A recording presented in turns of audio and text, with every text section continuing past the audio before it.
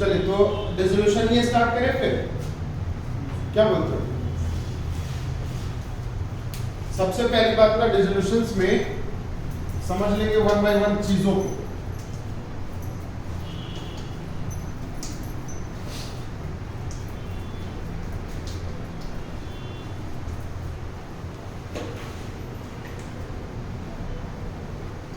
कुछ कुछ कॉन्सेप्ट मैं बता रहा हूं, सुन लो। पहला तो आपका है पार्टनरशिप ना। पार्टनरशिप को ना बेसिकली दो पार्ट में बांट दिया गया। पार्टनरशिप को दो पार्ट में क्या कर दिया गया है? बांट दिया गया है। पहला है आपका पार्टनरशिप का पहला पार्ट जो है ये है आपका रिकंस्टिट्यूशंस ऑफ पार्टनरशिप फॉर्म। पहला क्या है बताओ? Reconstitutions of partnership form. और दूसरा dissolutions of partnership form. Partnership form तो एक तो है बच्चा आपका क्या चीज? Reconstitutions of partnership form. और दूसरा क्या है आपका? Dissolutions of partnership form. ठीक है, दोनों में डिफरेंस क्या है ये समझ लीजिए। दोनों में डिफरेंस क्या है ये समझ लो। अगर हम रिकंस्टिट्यूशंस की बातें करते हैं तो यहां पे पार्टनरशिप फॉर्म क्या है? मैं एक एग्जांपल से समझा रहा हूं। देखो यहां मान लेता हूं यहां पे दो पार्टनर्स हैं, ठीक, नाम ले रहा हूं श्यामलाल। एक पर्सन कौन है बताना? श्यामलाल। और दूसरा पर्सन है आपका रामलाल। दो पर्सन हैं, ठीक, और ये दोनों पर्सन मिल करके ना एक आपका पार्टनरशिप फॉर्म क्रिएट किए हुए हैं। ये आपका क्या है बताओ? Partnership form. और ये फॉर्म को ये लोग रेगुलेट कर रहा है। ये फॉर्म को ये लोग क्या कर रहा है बताओ? रेगुलेट कर रहा है। और यही फॉर्म को जब रेगुलेट करेगा तो ऐसा मान लेते हो सपोज ये दोनों ने ये बिजनेस को कमेंस जो किया था, ये बिजनेस को जो स्टार्ट किया था वो किया था 2015 में। कब स्टार्ट किया था बताना? 2015 में स्टार्ट किया था। बताओ यहाँ पे ये लोग 15 में, हाँ 16, 17, 18, 19 इस टाइप से चलते आया। अब 2019 में ये लोग क्या सोच रहा है कि यार हमारा बिजनेस तो बढ़ गया, बिजनेस जो है वो एक्सपेंड कर गया है। अब हम लोग क्या करेंगे? अपने यही बिजनेस में कोई एक और पार्टनर्स को लेकर के आएंगे। और एक बंदा यहाँ पे, जैसे यहाँ पे श्यामलाल था, रामलाल था, उसी तरह एक पर्सन को इसने 2020 में क्या किया? एडमिट कर दिया। नाम था इसका मोहनलाल। एडमिट क्या किया बताना? मोहनलाल को एडमिट कर दिया इस पार्टनरशिप फॉर्म में। नाम था क्या इसका बताओ?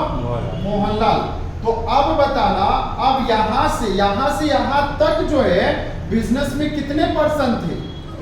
दो पार्टनर्स थे।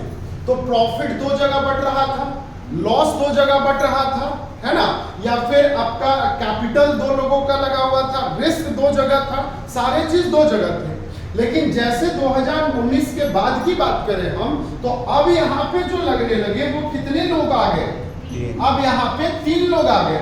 मतलब हमारा रिस्पॉन्सिबिलिटी 3 जगह ना, कैपिटल 3 जगह, कैपिटल 3 लोगों का, लायबिलिटीज 3 लोगों का, एसेट्स 3 लोगों का, सारे चीज अब 3 जगह। क्या बिजनेस हमारा बंद हुआ? नहीं, बिजनेस हमारा बंद नहीं हुआ। हमने क्या किया? बस बिजनेस को रिकंस्टिट्यूट किया है। बिजनेस को क्या किया? रिकंस्टिट्यूट किया। कहने का मतलब क्या हुआ कि हमने अपने बिजनेस को फिर से नए तरीके से, पुराने तरीके का बंद किया और नए तरीके से क्या किया? मैंने स्टार्ट कर दिया। तो ये कहलाएगा आपका reconstitutions of partnership form. Is it clear? तो अब यहाँ पे इसी चीज को हम एग्जांपल के तौर पे तो मैंने समझा, लेकिन हमने क्लास 12th में पढ़ा होगा क्या चीज? चेंज इन रेशियो के नाम से चैप्टर पढ़ा होगा, याद है? कि पहले पार्टनरशिप जो है 1:1 पे था, अब जो उन्होंने डिसाइड क्या किया कि नहीं हम इक्वल रेशियो पे नहीं आएंगे, हम क्या कर लेंगे, तो हम बांट लेंगे और इसको 3:2 के रेशियो में बांट लेंगे, 7:3 के रेशियो में बांट लेंगे। मतलब हमने क्या चेंज किया, पीएसआर चेंज कर दिया। इसी को हम लोग क्या बोलते हैं, प्रॉफिट शेयरिंग रेशियो हमने चेंज कर दिया, पीएसआर चेंज कर दिया। या तो फिर दूसरा केस है एडमिशन के केस में, क्या एडमिशन में आपका बिजनेस बंद होता है? नहीं, बिजनेस क्या होते हैं, बिजनेस हमारा चलता रहता है, बस रिकंस्टिट्यूट होता है। रिटायरमेंट पढ़ाया आपने, नहीं पढ़ाया? रिटायरमेंट ऑफ पार्टनर क्या कर रहा है बताओ, रिटायर कर रहा है, हाँ कि नहीं? या तो फिर नेक्स्ट क्या है बताना, डेथ ऑफ पार्टनर्स का डेथ हो रहा है। अच्छा, जरूरी नहीं है एक पार्टनर ही सिर्फ डेथ कर रहे हैं, अगर डेथ ऑफ ऑल पार्टनर हो जाए तब तो बिजनेस बंद ही हो जाएगा ना। या फिर death of all partner except one, तो क्या एक बंदा जो है पार्टनरशिप बिजनेस चला पाएगा? नहीं, क्योंकि पार्टनरशिप का मिनिमम कैरेक्टरिस्टिक्स ही कितना होता है, 2 पर्सन होते हैं, तो ये तो नहीं जाएगा। अच्छा, एक है आपका इसी में amalgamation of two form partnership form. मतलब मान लेते हो एक अलग पार्टनरशिप फॉर्म था और एक दूसरा पार्टनरशिप फॉर्म था, दोनों पार्टनरशिप मर्ज हो गया और एक नया पार्टनरशिप स्टार्ट किया, तो वो आपका क्या कहलाएगा, अमलगमेशन ऑफ पार्टनरशिप फॉर्म कहलाएगा। इज इट क्लियर और नॉट? यहां तक समझ में आई बातें? पक्का? चलिए, तो थोड़ा खाए पिए टाइम में बात करो मेरे से, है ना। दूसरी बात मैं कर रहा हूं डिसोल्यूशंस ऑफ पार्टनरशिप फॉर्म। याद करिए, डिसोल्यूशंस मतलब जस्ट इसका ऑपोजिट। अच्छा, ये चीज आपने सारा का सारा बातें जो है क्लास 12th में पढ़ा होगा, I am not sure but 100% मैं गारंटी देता हूं कि आपने पढ़ा होगा। अब आप कहां से पढ़ के आए ये देख लीजिए, ऑनलाइन पढ़ के आए तो आप पढ़े होंगे, ऑफलाइन पढ़े, ऑफलाइन भी आए होंगे तब भी पढ़े होंगे। पढ़ाया गया नहीं पढ़ाया गया? पढ़ाया गया। अब मेरे को एक बात बता देना, हम अब डिसोल्यूशंस की बात करें तो डिसोल्यूशंस में क्या होते हैं ना, यहां पे एक एग्जांपल देता हूं। 2019 में हमने यहां पे अपना बिजनेस जो है कमर्स्ड किया। बिजनेस क्या क्या बताना, कमर्स्ड किया, ठीक है बच्चों, पीछे से रिकॉर्ड हो रहा है ना, सही से दिख रहा है ना। चलिए, बिजनेस क्या किया हमने बताना, कमर्स्ड किया 2019 में। हम चलते गए 2020 में आ गए, 2021 में आ गए, 2022 में आ गए। लेकिन जैसे यहां पे आए हमको पता क्या चला कि ये बिजनेस कंटिन्यूअसली हमको लॉस दे रहा है। आई बात समझ में, नहीं बात समझ में आई? यहां पे 2 लोग या 3 लोग मिल करके, 2 लोग मान लेता हूं सपोज शर्मा जी एंड वर्मा जी, ये 2 लोगों का क्या था, पार्टनरशिप था। ये 2 लोगों का क्या था बताओ, पार्टनरशिप था।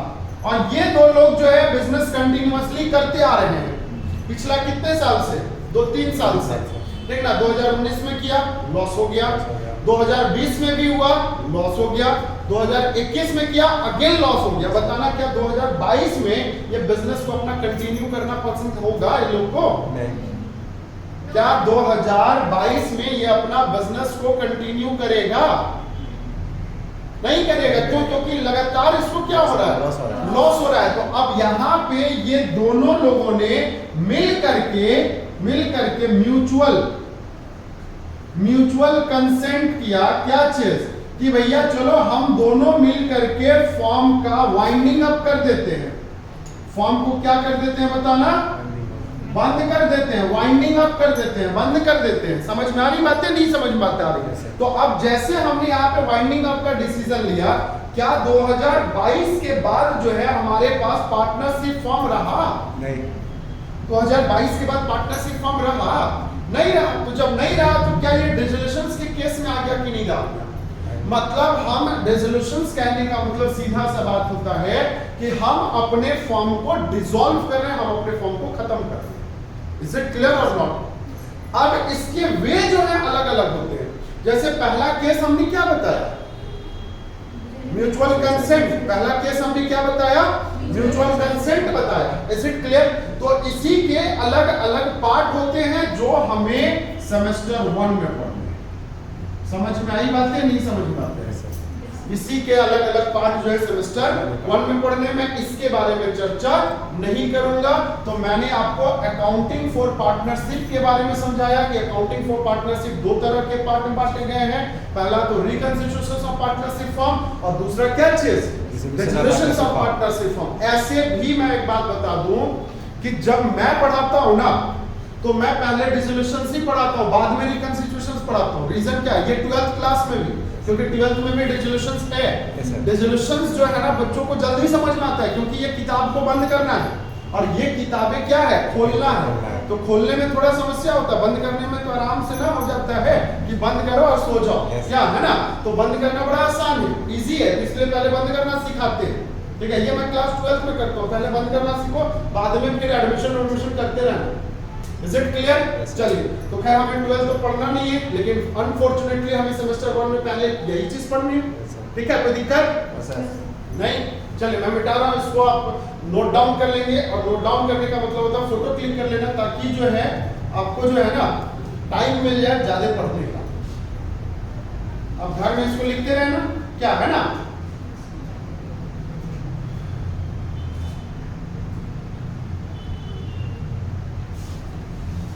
कोई एक बंदा कर लो, ग्रुप तो है ना व्हाट्सएप ग्रुप, भेज दो। हाँ भेज दो।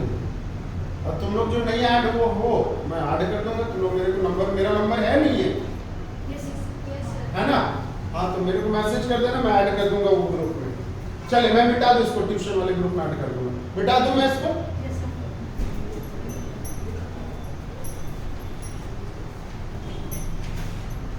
चलिए, तो अब समझ लो चीजों को आगे।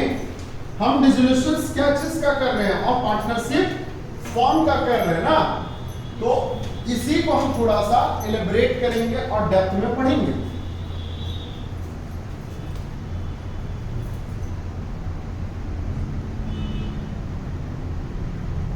डिसोल्यूशंस ऑफ पार्टनरशिप फॉर्म, है ना? राइटिंग नहीं समझ में आएगा बता देना। डिसोल्यूशंस ऑफ पार्टनरशिप फॉर्म, इसमें आपके 3 तरह के डिसोल्यूशंस पढ़ने पड़ते हैं हमें। पहला तो है dissolutions of partnership form by mutual consent. Dissolutions of partnership form by कौन सा? Mutual consent. तो बाबू बताना, म्यूचुअल कंसेंट वाला एग्जांपल मैंने दिया था अभी? यस सर, दिया था। इसमें एग्जाम्पल के तौर पे मैं समझा देता हूं आपको। जैसे अगर यहाँ पे पहला एग्जाम्पल नंबर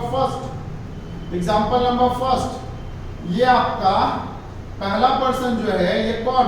रामलाल। हाँ, और दूसरा पर्सन जो है ये कौन है बताओ? श्यामलाल। 2 पर्सन है, रामलाल और श्यामलाल, 2 अलग अलग पर्सन। अच्छा, दोनों ने एक ही चीज सोचा। क्या सोचा बता दो? कि चलो हमें जो है प्रॉफिट फॉर्म नहीं दे रहा है, हम अपना फॉर्म को क्या कर दे? डिसॉल्व कर दे। चलो, तो बताना इसका और विचार और इसका विचार, दोनों का विचार मैच कर गया कि नहीं कर गया? एक जैसा विचार आया कि नहीं आया? तो जब एक जैसा विचार आए तो इसको हम लोग क्या बोलते हैं? Mutual consent. समझ में आई बात? अगर किसी में 3 पार्टनर्स होते, एग्जाम्पल नंबर 2, अगर मान लेते आपके 3 पार्टनर्स होते, हाँ, शर्मा जी प्लस कौन? वर्मा जी प्लस मेहता जी। बताना 3 पर्सन है कि नहीं है? बताओ। है, तो तीनों का जो कंसेंट है ना बाबू, तीनों का कंसेंट जो दिमाग से निकल रहा है ऐसे कंसेंट, वो तीनों का कंसेंट क्या है बताओ? कि हम अपने फॉर्म को क्या करना है? बंद करना है भैया, डिसॉल्व करना है। चलो, क्यों? क्योंकि हमें ये फॉर्म जो है रिटर्न नहीं दे रहा है, दूसरा फॉर्म खोलना है, या जो भी रीजन रहा हो, लेकिन तीनों का कंसेंट क्या है? फॉर्म को बंद करना, that is called mutual consent. ठीक है, dissolutions of partnership by mutual consent. और ये है डिसोल्यूशंस 1। ये आपका क्या है बताना, डिसोल्यूशंस 1। ठीक है, पहला डिसोल्यूशंस का फर्स्ट पार्ट। अब इसी में हम लोग डिस्ट्रीब्यूशन ऑफ कैश पढ़ेंगे, ठीक ना, बहुत सारा चीज इसमें हम लोग पढ़ेंगे, डोंट वरी, बहुत सारा चीज पढ़ेंगे। अब मेरे को एक बात बता दो, नेक्स्ट है बाय इंसॉल्वेंसी ऑफ पार्टनर। देखो क्या होता है बच्चा, समझ लो, बताना। हमने पार्टनरशिप फॉर्म में एक कैरेक्टरिस्टिक्स पढ़ा था पार्टनरशिप फॉर्म का, पार्टनर्स का, कि जितने भी पार्टनर्स होंगे वो मेजर होने चाहिए, माइनर में becomes a partner but only for profit not for liabilities. लेकिन ऐसे मैंने एक ओवरऑल जो बात करा था वो क्या चीज का किया था, मेजर पार्टनर्स होने चाहिए, यही ना, हाँ कि नहीं? Yes sir. तुम लोग बड़ा सोए हो जी, नहीं मजा आ रहा है क्या पढ़ने में? आ रहा है? एक तो लगाए वो तो पहचान में भी नहीं आओगे कौन है नहीं है, नहीं। चलो, तो फिर एक बात बताना यहाँ पे, इंसॉल्वेंसी ऑफ पार्टनर में एक पार्टनरशिप फॉर्म में एक चीज और था, दूसरा बात ये भी था कि जो पार्टनर्स होते हैं वो सॉल्वेंट होने चाहिए, साउंड माइंड होने चाहिए। बताया गया था नहीं बताया गया था? सॉल्वेंट मतलब क्या?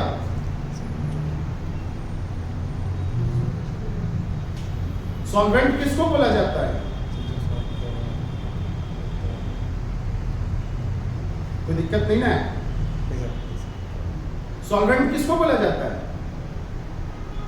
हे भगवान, नालायक हो तुम लोग सच में।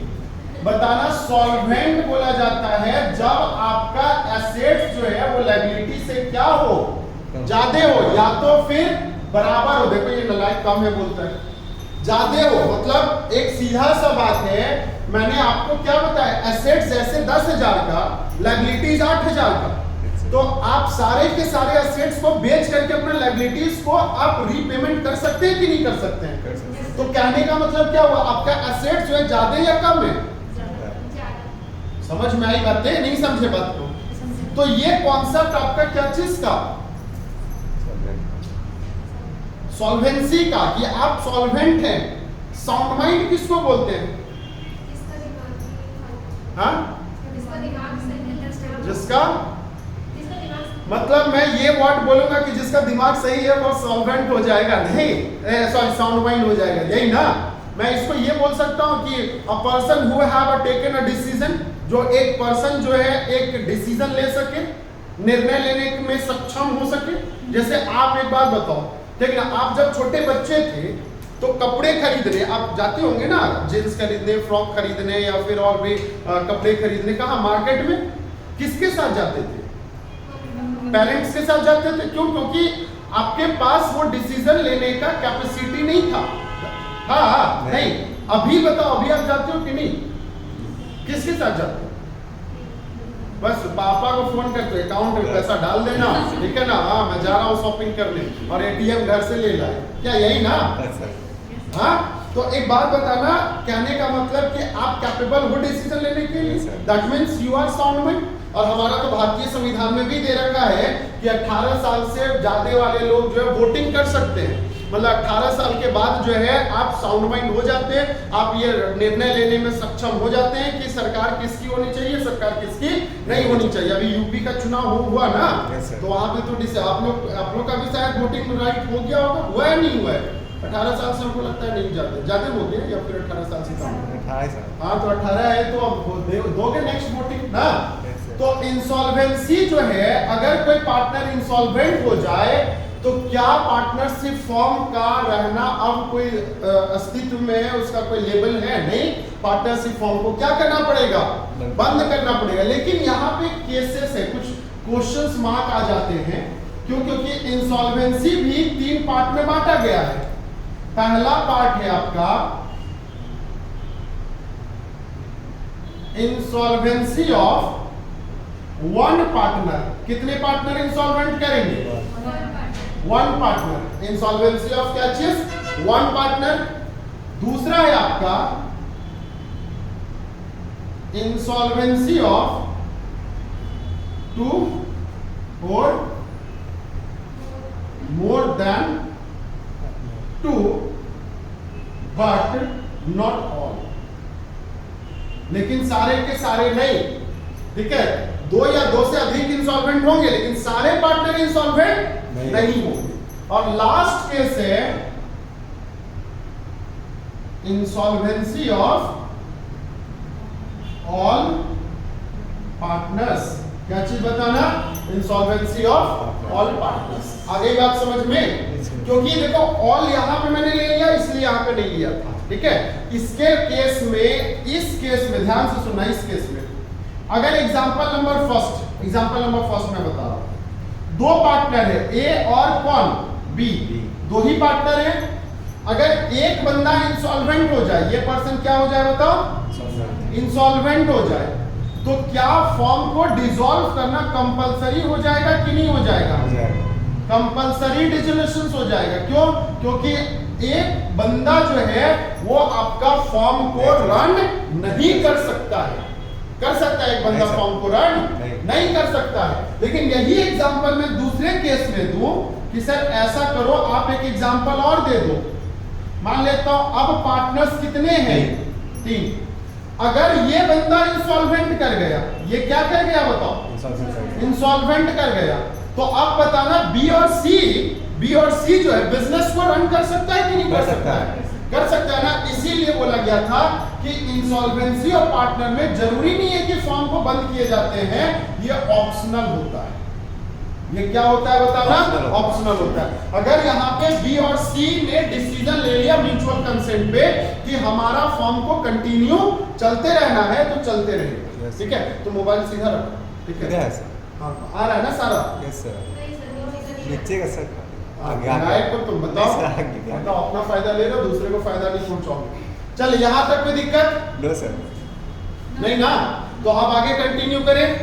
दूसरा केस है इंसॉल्वेंसी ऑफ 2 और more than 2 but not all. अब इसी केस में ना हमने एक रूल पढ़ना है, गार्नर वर्सेस मरे रूल। इसी केस में गार्नर वर्सेस मरे रूल। अब इसमें क्या है ना, रूल में क्या है ये मैं जब पढ़ाऊंगा तो मैं बताऊंगा। 2 पार्टनर्स होते थे, 2 बंदे होते थे, एक होता था गार्नर, दूसरा होता था क्या चीज? मरे, और एक पर्सन होता था साथ में विलियम्स, और या तो उसका दूसरा नाम था विल्किंस, ठीक है। 3 पर्सन थे, पहला गार्नर, दूसरा मर्रे, तीसरा कौन? विलियम्स, और उसका नाम विल्किंस भी था। ये तीनों ने एक पार्टनरशिप बिजनेस स्टार्ट करा था। बहुत पहले की बात है, 1919 की बात है, 1919 की बात है। और वहां पे जब डिसोल्यूशन वो जब स्टार्ट करा था तो उसमें क्या हुआ था ना, विलियम्स जो है इंसॉल्वेंट हो गया था। तो बताना है कोई भी बंदा अगर इंसॉल्वेंट हो जाए तो उसका पर्सनल एसेट्स जो है लायबिलिटी से कम होगा तभी ना इंसॉल्वेंट करेगा, हाँ कि नहीं? और अगर आपका एसेट्स जो है वही कम पड़ जाए लायबिलिटी से, तो बताना क्या आप एबल हो कि आप कैपेबल हो कि आप अपना लायबिलिटीज का पेमेंट कर पाएंगे? कैपेबल है कि लायबिलिटीज का पेमेंट कर पाएंगे? नहीं कैपेबल है। तो मेरे को एक बात बताओ, जब आप कैपेबल नहीं है लायबिलिटीज का पेमेंट करने के लिए तो आप तो इंसॉल्वेंट हो गए ना, हो गए। उसी तरह विलियम जो है इंसॉल्वेंट हो गया। लेकिन बताना पार्टनरशिप में, पार्टनरशिप फर्म का एक कैरेक्टरिस्टिक्स और पढ़ा होगा आपने, और उस कैरेक्टरिस्टिक्स में आपने साफ साफ पढ़ा होगा कि पार्टनर्स के जो लायबिलिटी होते हैं वो अनलिमिटेड होते हैं। पढ़ा है नहीं पढ़ा है? जैसे आपका कंपनी के केस में पढ़ा होगा कि कंपनी का लायबिलिटी लिमिटेड होता है, लेकिन पार्टनरशिप फर्म में पढ़ा होगा कि पार्टनर्स के जो लायबिलिटी है वो क्या होते हैं? अनलिमिटेड होते हैं। तो वहां पे ये रूल वहीं पे आता है। ये मैं जब कराऊंगा, अभी मैंने बस ऐसे ट्रायल दे दिया, ठीक ना, तो मैं डिटेल में बताऊंगा कि जब अनलिमिटेड था तो इसमें क्या हुआ था ना, विलियम्स का जो लायबिलिटी था वो गार्नर और मर्रे के बीच में बांट दिया गया। अब देखो एक बात बताओ, मेरा लायबिलिटी अगर तुम दोनों के बीच में बांट दिया जाएगा तो तुम दोनों लड़ाई करोगे कि नहीं करोगे? हाँ, ये बोलेगी नहीं मैं गरीब आदमी, ठीक ना, मैं अमित सर का लायबिलिटीज क्यों पेमेंट करूं? वो बोलेगी क्या जब आप गरीब हो ठीक ना। तो प्रॉफिट के टाइम क्यों प्रॉफिट लिए, ठीक ना। और यही लड़ाई जो है ना गार्नर और मर्रे के भी बीच में हुआ। भाई बात समझ लो, अब जब गार्नर और मर्रे के बीच में जब ये लड़ाई हुआ तो उसी को लेकर के ये लड़ाई चलते गया और एक लंबे अरसे के बाद 3 साल तक ये लड़ाई चला था कोर्ट में और एक डिसीजन लाया गया, ठीक ना। और उसी डिसीजन को दिया गया नाम क्या, गार्नर वर्सेस मर्रे रूल। और वो डिसीजन आज भी हम लोग पढ़ते हैं, ठीक ना। बेचारा इंसॉल्वेंट हुआ कौन, विल्किंस, है ना। लड़ा कौन, गार्नर वर्सेस मर्रे, मतलब गार्नर और मर्रे। लेकिन भुक्त भोगी कौन है, हम लोग आज भी पढ़ रहे हैं ये चीज को, ठीक ना। आज भी क्वेश्चन पूछे जा रहे हैं, अकाउंट्स बनाए जा रहे हैं ना। ये लोग का भाग जो है हम लोग सह रहे हैं। अब इंसॉल्वेंसी ऑफ ऑल पार्टनर। अच्छा, ये भी जरूरी नहीं है, अगर मान लेते यहाँ पे ए बी सी 3 पार्टनर्स थे, 2 इंसॉल्वेंट हो जाता तब तो कंपलसरी डिसोल्यूशन। लेकिन जिस केस में 4 पार्टनर्स होंगे उस केस में ऑप्शनल डिसोल्यूशन, हाँ कि नहीं। उस केस में क्या हो जाएगा, ऑप्शनल डिसोल्यूशन। अब आ जाते हैं क्या case, insolvency of all partners. All partners में तो भैया ये तो बात ही खत्म कर दो, ये क्या है, ये क्या है, कंपलसरी डिसोल्यूशन। मतलब आपका फॉर्म जो है वो क्या, कंपलसरी डिसॉल्व होगा। इसमें कोई दो मत वाली बात नहीं है। अगर ए बी सी 3 पार्टनर है, तीनों इंसॉल्वेंट हो जाएंगे तो फॉर्म को चलाएगा कौन ना। या 2 पार्टनर है ए और बी, दोनों इंसॉल्वेंट हो जाएंगे तो फॉर्म को चलाएगा कौन। इज इट क्लियर और नॉट। चल लास्ट केस है bye conversion of partnership form into joint stock company. कौन सा बताना, जॉइंट स्टॉक कंपनी। मतलब एक बात बता दो बच्चा, हमारा पार्टनरशिप फॉर्म क्या हो रहा है, कन्वर्ट हो जा रहा है क्या चीज में, जॉइंट स्टॉक कंपनी। एक बात बताइए, घर आप लोग का कहाँ है, अपना घर गुमला, कोडरमा, बिहार। एक बात बताओ, गुमला साइड में कभी आपने वो झोपड़ी वाला घर देखा या आपका खुद का रहा है, नहीं देखा है, नहीं देखा, देखे भी नहीं है। झोपड़ी मतलब खपरा जिसमें वो ये रहता है, नलायक। झोपड़ी मतलब क्या हुआ, देखे हो, है आप लोगों का, मतलब हाँ किसका था, तेरा था कोडरमा में। चलो मेरे को याद, एक बात बताना, वो घर याद होती है आपको, हाँ। मैं थोड़ा फोटो बना दूं, चलिए। ये जो है इस टाइप से घर हुआ करता था, हाँ कि नहीं। ये ऐसे रहते थे और यहाँ पे ऐसे ऐसे खपरा लगा रहता था ना, जिसको हम लोग खपरेल का घर बोलते थे। ऐसे ही होता था ना बच्चा लोग। हाँ अब बताओ, देखा कि नहीं देखा, और नहीं देखा तो चलो यहाँ देख लो, देख लिए घर। ऐसे ही घर होता था, छोटा सा खिड़की होता था। अब बताना, क्या आज की डेट में वो घर है, नहीं। मैं आपके बारे में बात कर रहा हूं, आपका घर है ये, नहीं। इसके जगह में अब क्या बन गया, टाइल्स मार्बल वाला सुंदर सा बिल्डिंग बना कि नहीं बना, बताओ। हाँ कि नहीं, क्या ये अब जो है बिल्डिंग बन गया, जमीन तो वही रहा, था कि नहीं। मतलब ये यहाँ पे भी पहले चारपाई लगा करके आप सोते थे, यहाँ पे भी चारपाई लगा के सोते हो। ये भी आपको जो है धूप छांव से बचाता था, ये भी धूप छांव से बचा रहा है, हाँ कि नहीं। दोनों का तो सेम काम है कि नहीं। लेकिन एक क्या कहला रहा है, एक जो है आपका झोपड़ी वाला घर कहला रहा है, हाँ कि नहीं, और एक जो है पक्का मकान कहला रहा है, यही ना।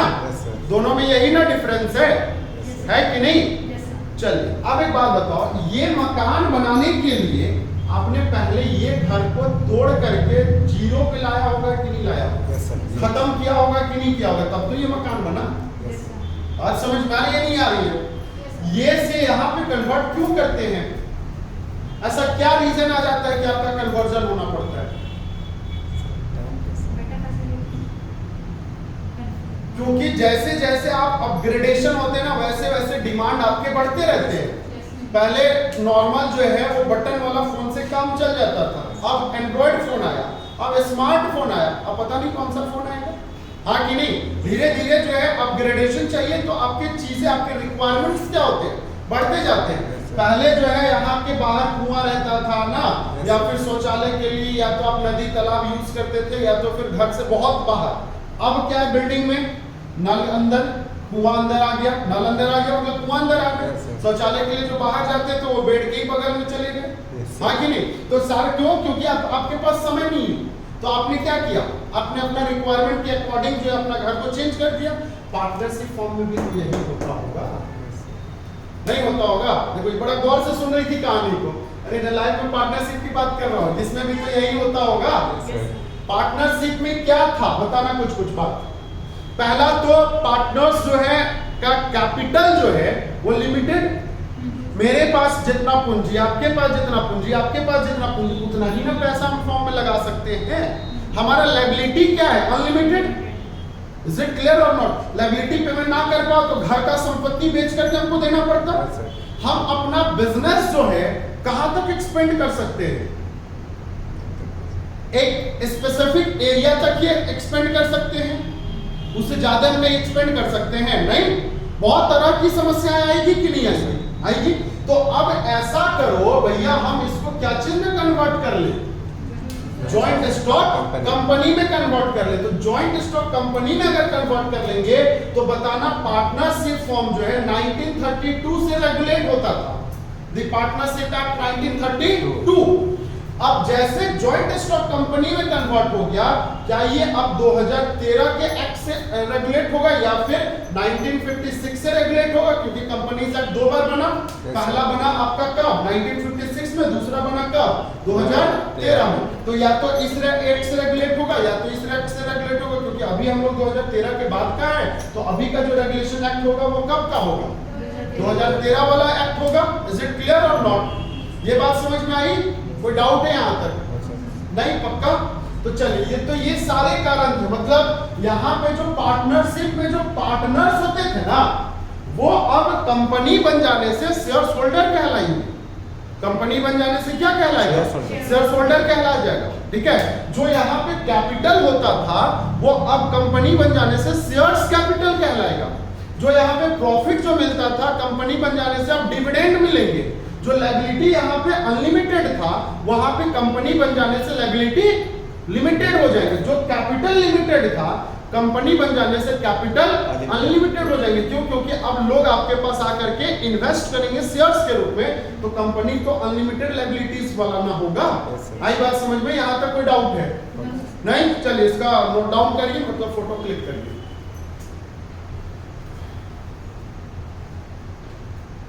अच्छे से पकड़ो मोबाइल सर पूरा।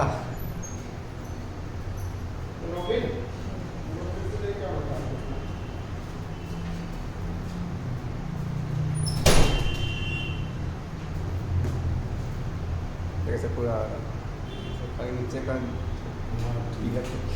चल, यहां तक कोई दिक्कत नहीं? पक्का? मिटा दो मैं इसको, मिटा दो। तो अब आ जाते हैं हम लोग सिंपल रेजोल्यूशंस में ना।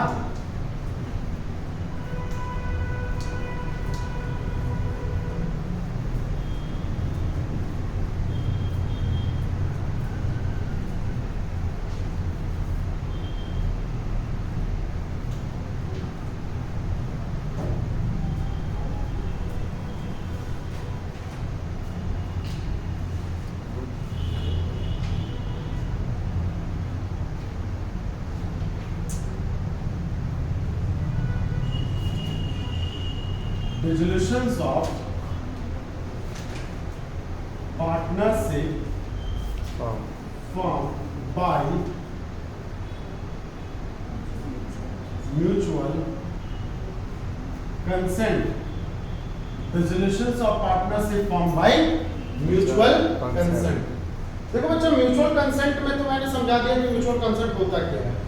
एक बात बता दीजिए, क्या ये पार्टनरशिप फॉर्म है? हाँ कि नहीं? हाँ सर, ये आपका क्या है? Partnership form. फॉर्म। और यहाँ पे ये इसके पार्टनर्स, अब पार्टनर्स का नाम है शर्मा जी, और दूसरा नाम, इसलिए मैं शर्मा जी और वर्मा जी लेता हूँ ताकि इन लोग का नाम जो है ना याद रहता है सर। बड़ा अच्छा लगता है हमको, और कोई रीजन नहीं है ना।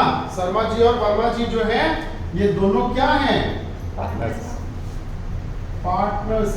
दोनों क्या हैं? पार्टनर्स। बताना, ये लोगों के फॉर्म में एक छोटा सा बैलेंस शीट भी तो होगा, यस सर। होगा कि नहीं होगा? बैलेंस शीट में एसेट्स होंगे, यस सर। कैपिटल होंगे, यस सर। हाँ कि नहीं? प्रॉफिट होगा, लायबिलिटीज होगा, यही सब पार्ट में होंगे, और ये बैलेंस शीट मैच कर जाएगा। बताओ, सबसे पहले ये फॉर्म को बंद करने हैं तो आपका स्टेप क्या होगा? चलिए सोच के बताइए, स्टेप क्या होगा? सबसे पहला स्टेप क्या होगा? ये फॉर्म को बंद करने हैं, तो ये फॉर्म को बंद करने, मैं आज कुछ नया नहीं पढ़ाऊंगा या फॉर्मेट नहीं पढ़ाऊंगा कि किताब की तो ऐसी की तैसी उसको रखो घर में, कोई मतलब नहीं हो सकता। बताना, आप अपने से सोचो, ये घर को खाली करके दूसरे जगह जाने या घर को तोड़ने, ये घर दिखाई दे रहा है ना, ये पार्टनरशिप है, दैट इज बेंच, ये बोर्ड, ये आपका क्या है? एसेट्स है। अगर हमने इसको उधारी से कहीं खरीद रखा है तो मेरा क्या है? लायबिलिटीज, हाँ कि नहीं? और मैंने जो यहाँ पे पैसे इन्वेस्ट कर रखे वो मेरे लिए क्या है? कैपिटल। अब इस घर में ना बड़ा सा हथौड़ा चलने वाला है, ये देखो मैंने हथौड़ा भी बना दिया ना। Yes sir. बताओ, ये हथौड़ा जैसा लग रहा है नहीं लग रहा है? लग रहा है। अब मत बोलना नहीं लग रहा है, क्योंकि इससे अच्छा पेंटिंग नहीं कर सकता। Yes sir. अब बताओ, ये हथौड़ा चलने वाला है ये घर में, अब क्या करेंगे आप? सबसे पहला काम जो है, सबसे पहला काम, आप ये बैलेंस शीट, एसेट्स उसेट्स को यहां से आप बाहर निकालेंगे कि नहीं निकालेंगे? बता निकालेंगे। बाहर निकालेंगे, हाँ कि नहीं? Yes sir. कहाँ निकालेंगे? आप घर को तोड़ने के लिए घर से ये बेंच को आंगन में ले जाएंगे ना, ऐसे वैसे करके। अच्छा, आपके घर में ज्वेलरी भी तो होगा, आपके घर में कुछ डॉक्यूमेंट्स भी तो होंगे, 10th का पासिंग सर्टिफिकेट, क्या उसको भी आंगन में ले जाके फेंक दोगे? नहीं सर। बेंच उसको तो बाहर फेंक दोगे, क्या उस डॉक्यूमेंट को बाहर फेंकेंगे? नहीं। कहने का मतलब, जो कीमती चीज है उसको एक सुरक्षित जगह रखेंगे, और जो कुछ ऐसे भी चीज है जिसको चलो फेंक दो यार, 5-6 दिन के बाद कुछ नहीं हुआ। मतलब यहाँ पे सबसे पहला काम, आप यहाँ से बैलेंस शीट को यहाँ से खत्म करके बाहर ले जाएंगे। Yes sir. उसके बाद क्या बुलडोजर चला दोगे? नहीं सर। नहीं, बुलडोजर चलाओगे तो भैया बोलेगा ना कि इसका पहले पेमेंट करो, तो आपके पास पैसे आने चाहिए कि नहीं आने चाहिए? आप तो खुद गरीब आदमी, क्योंकि आप गरीब हो तब तो फॉर्म बंद कर रहे हो, तब तो अपना घर तोड़ रहे हैं। तो आप इसके तुरंत बाद जो है, जो बाहर निकाले हैं वो एसेट्स को बेचेंगे कि नहीं बेचेंगे? और उस बेचने के बाद आप सबसे पहले क्या काम करेंगे? लायबिलिटीज का पेमेंट करेंगे। नहीं, जो डोजर चलाने आया ना गाड़ी, सबसे पहले इसको पेमेंट करेंगे, क्योंकि ये थोड़े आपको पता है कि ये बोलेगा कि आप मान लेते हो जो बुलडोजर लेकर के आया है, जो जेसीबी लेकर के आया है, उसको आप बोल रहे हैं कि देखो ऐसा है ना, मैं एसेट्स अपना बेचूंगा, ठीक है, और लायबिलिटीज को पेमेंट करूंगा, जो बच जाएगा उसको तुमको मैं दे दूंगा। क्या वो तब तक वेट करेगा, देखते रहेगा कि हाँ ठीक है अब रुकेगा? ऐसा देखते रहेगा? नहीं ना, क्या करेगा? चला दो। वो तो चला जाएगा, बोलेगा भैया तुम अपना एसेट्स अपने पास रखो, अपना लायबिलिटीज अपने पास रखो, मेरे को क्या चाहिए? मेरे को जो आज हम काम किए वो पैसा चाहिए। मतलब सबसे पहले जो भी एसेट्स बिकेंगे, आप सबसे पहले पेमेंट किसका करेंगे?